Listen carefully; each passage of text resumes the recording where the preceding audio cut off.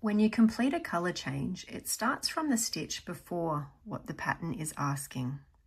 For example, if the pattern is asking for a colour change in the first stitch in a new round, which would be where the red stitch marker is, then you would take your hook under the stitch before the marker, yarn over, taking the yarn back under that V or stitch, so you have 2 loops on the hook.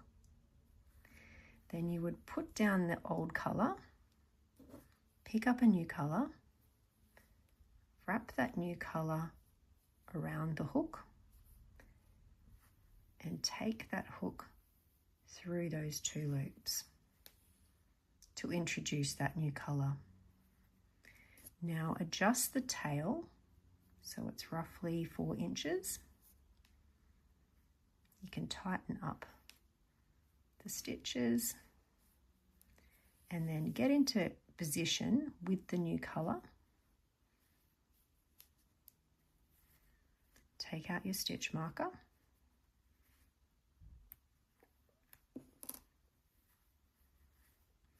Take your hook under the next V and also under the tail of the new colour and the old colour. So it looks like you've got 5 strands on the hook. Yarn over, pulling the new colour back under 4 strands. So you have 2 loops on your hook in the new colour.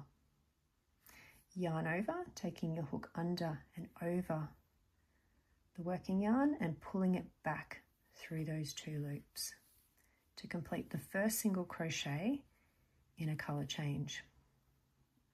Let's do that again. Take your hook under the next V, so you have 5 strands on the hook. Yarn over, taking the working yarn back under 4 strands, so you have 2 loops left on your hook.